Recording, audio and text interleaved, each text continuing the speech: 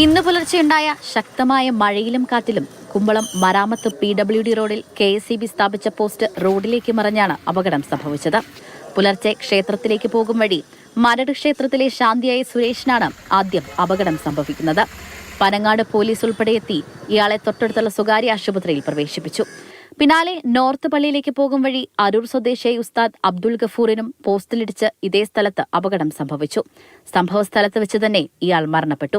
ഇതിനിടെ 2 തവണ police jeep മറിഞ്ഞു വീണ പോസ്റ്റിന് സമീപത്തുകൂടി കടന്നുപോയി. എന്നിട്ടും അപായ സൂചന നൽകാനോ ബന്ധപ്പെട്ട വകുപ്പിനെ വിവരമറിയിക്കാനോ തയ്യാറായില്ലെന്ന് നാട്ടുകാരും പൊതുപ്രവർത്തകരും പറയുന്നു. 2 ജീപ്പ് പോലീസുകാരുടെ ഉണ്ടായിരുന്നു. എന്നിട്ട് പോലും KSEBിനെ അറിയിക്കാനോ അതിന് ഈ സാധനം എടുത്ത് മാറ്റാനോ അപകടം ഒഴിവാക്കാനുള്ള സാധാരണ ഒരു പൗരൻ എന്നുള്ളതല്ല എല്ലാവർക്കും ഉണ്ട്. അതുപോലും ചെയ്തില്ല. അതുമാത്രമല്ല KSEB ഉദ്യോഗസ്ഥരെ വിളിച്ചിട്ട് ഫോൺ എടുത്തില്ല. സംഭവമുണ്ടായതിനു ശേഷം KSEB ഉദ്യോഗസ്ഥരെ പലതവണ ഫോണിൽ ബന്ധപ്പെട്ടു. പക്ഷേ ഫോൺ എടുക്കാൻ പോലും ഇവർ തയ്യാറായില്ല. സംഭവസ്ഥലത്തെത്തിയ KSEB ഉദ്യോഗസ്ഥരോട് ഫോൺ എടുക്കാത്തത് ചോദ്യം ചെയ്തപ്പോൾ ഉറങ്ങിപ്പോയേക്കാമെന്നായിരുന്നു മറുപടി.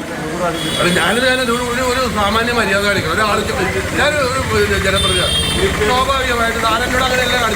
രണ്ട് വകുപ്പും, അതായത് പോലീസും അതുപോലെ KSEBയും ഈ മരണത്തിന് ഉത്തരവാദികളാണ് എന്നുള്ളതാണ് അറിയാൻ കഴിഞ്ഞത്. സംഭവത്തിൽ റിപ്പോർട്ട് ലഭിച്ച ശേഷം ആവശ്യമായ നടപടി സ്വീകരിക്കുമെന്ന് മന്ത്രി K. കൃഷ്ണൻകുട്ടി മാതൃഭൂമി ന്യൂസിനോട് പ്രതികരിച്ചു. പോസ്റ്റ് വീണ് കിടക്കുന്നതിന്റെ സൂചനാ ബോർഡ് സ്ഥാപിക്കാത്തത് വീഴ്ചയാണെന്നും മന്ത്രി പറഞ്ഞു. അതിലാകെ പോലീസും വന്ന് ഇവർ നോക്കി ഒരു അടയാളം വെച്ചില്ല എന്നുള്ളത് മാത്രമാണ് അതിലൊരു വലിയ തെറ്റ്. ഈ മാസം 10-നായിരുന്നു KSEB വൈദ്യുതി കണക്ഷൻ നൽകാൻ പ്രദേശത്ത് പോസ്റ്റ് സ്ഥാപിച്ചത്. ബലമില്ലാത്ത മണ്ണിൽ സ്റ്റേവെയർ ഉൾപ്പെടെ നൽകാതെയാണ് പോസ്റ്റ് സ്ഥാപിച്ചതെന്ന ആക്ഷേപവുമുണ്ട്. ബന്ധപ്പെട്ട വകുപ്പുകൾ അവരുടെ ഉത്തരവാദിത്തങ്ങളിൽ നിന്ന് ഓടിയൊളിച്ചപ്പോൾ നിരത്തിൽ പൊലിഞ്ഞത് ഒരു ജീവനാണ്. മഴ ഇനിയും കനക്കും. അപകടങ്ങൾ ഇനിയും സംഭവിക്കും.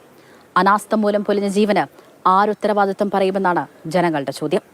ക്യാമറമാൻ അനീഷ് തോട്ടക്കാടിനും ശരത്തമ്പാട്ടുകാവിനുമൊപ്പം സ്നേഹാമോൾ നൈനാൻ, മാതൃഭൂമി ന്യൂസ്, കൊച്ചി.